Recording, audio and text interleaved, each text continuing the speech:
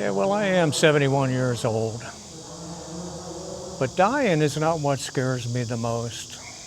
I think what scares me more than dying is being alive and losing my independence. You know, something bad happening. You have a stroke, or you have an injury. You have some kind of disease, and then all of a sudden, you can't drive, can't do all the things that you used to do to be independent. That's kind of scary to me. And I think I know where it came from. I watched my sister-in-law in her early 60s. She had a stroke, and she was uh, she was the type of person that had the same job for 25 or 30 years, went to work every day, and then she had this stroke. Things changed for her. She didn't drive anymore.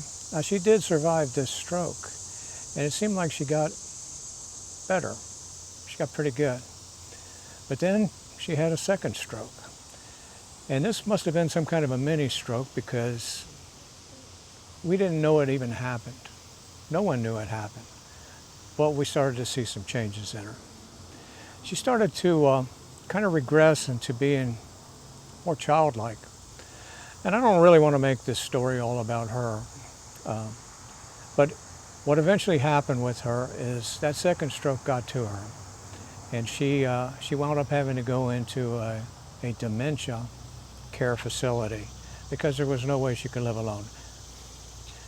So that kind of changed the way I looked at getting old, getting older, but maybe not exactly the way you might think. Now, I would tell you a little bit about her because it did affect me. It definitely affected me. And I'll tell you how I discovered that she was going downhill. And again, I don't want to make it all about that, but it is what it is. She lived alone. She lived in a 2-bedroom apartment by herself. And I mean by herself. She didn't have a cat. She didn't have a dog. She lived by herself. She had one child, but you know, he was an adult and he had gone his own way. So she was alone. And she didn't have much of a social life. So occasionally my wife would ask me to maybe take her something from Wendy's or something like that, and she liked that. And I can remember going to her apartment, and she would barely open the door, and I could give her what she needed or what I had gotten for her. It was a hamburger and fries and a Coke, whatever. But she barely opened the door. Well, this one time she opened the door, and I noticed that she looked like she'd been drinking Kool-Aid or something. She had Kool-Aid all over her face. In other words, she was very disheveled, not exactly herself. So I called my wife and I said, hey, maybe we ought to take a trip over together and go in and see what's going on. So we did. And when we did, we discovered that she had been living in a situation that wasn't good. Her mind started to go, obviously. She must have had another mini stroke or whatever. Well, we did discover that she did have another stroke. And eventually, we had to get some authorities involved, and she had to go into a dementia care facility. There was no way to take care of her. And she was there for a while. She was there for over a year, might have been closer to 2 years. And I can remember going to visit her. And this is another thing that kind of goes in the back of your mind when you see something like this. Yeah, boy, I sure hope I don't have to go through anything like this. I go visit her, and she was in the dementia floor of this nursing home. It was on the second floor. You had to have a code to get on the elevator. You had to have a code to go up there, and then you had to have a code to get back on the elevator to come downstairs. So you were basically in somewhat of a jail. And that's just the way it was. Those people couldn't, they couldn't survive on their own. They might wander off, something bad could happen. And she lived like that for a long time. She became childlike, like I said. She would always want me to bring her M&Ms or something like that. And she would say things like how she was the greatest dancer in the world. Things that an adult woman may not say. She became more childlike.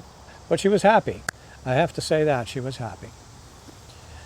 But when you see something like that, you realize that getting older, there are some things that can go south, or you could have a bad injury. And those things stick with me, but not so much in a bad way. And when I say that, I have to look at life like I can't go through life afraid of something like that happen. I can't go through life afraid of getting some kind of a disease or having a stroke or falling down and getting hurt, and then I can't drive anymore. You can't go through life like that. So the way I look at this now is that since I know these things, I want to live as much of life as I can. I want to live the fullest life I can. I want to do things, cram things in, not really take chances, but live life. And it comes back to that kind of a fear of what could happen, but it's also a positive thing. So it's kind of like this YouTube channel. I started a YouTube channel when I'm 71 years old. A lot of people would discourage that. But, hey, I did it. And there are other things. Now I ride a bicycle. I'm careful, but I ride a bicycle. And I forgot what it was like, the joy of the wind blowing in my face riding a bicycle. Now, I don't go out on the street. I'm not one of those guys that races or anything like that. I ride a bicycle on a trail or a long driveway, things like that. But it's kind of childlike. It brings back the memories of how freeing or how much freedom you have when you hop on your bicycle and you ride. So I'm doing things that are enriching my life. And part of the reason that I'm doing these things is because of seeing things like my sister-in-law and what she had to go through. And I think it's a great thing. I don't think it's a bad thing at all. I've got a little bug on my camera here. Sorry about that. But anyway, hey, this is just real life, and I'm out here in my backyard. It's summertime. There's a lot of bugs. So it's enriching. So sometimes when you see something like that, it sticks with you, but you can turn it into something good. And that's what I'm trying to do with that. Maybe you've seen things like this. We all have. I can remember being much younger, and my grandmother had a stroke. And her first stroke was terrible. She was debilitated, and she never did recover. But it didn't strike me the same way. At that time, I'm like 20 years old. When you're 20 years old,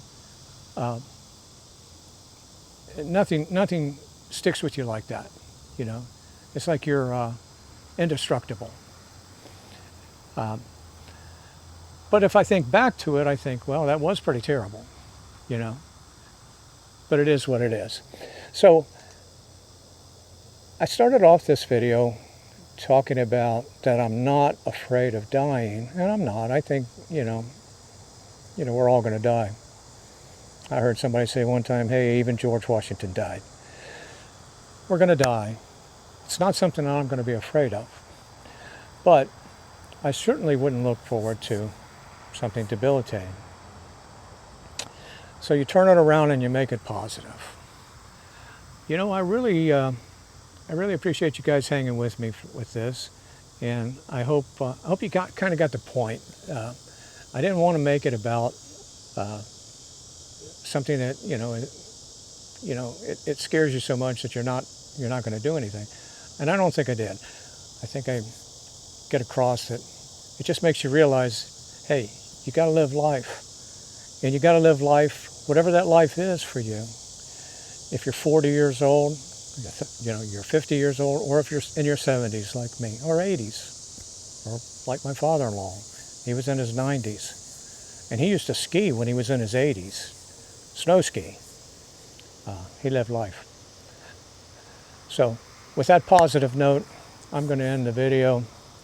If you've hung with me this long, I do appreciate your time. I hope you give me, a like, and maybe you'll consider subscribing. And that bug is back. Thank you very much.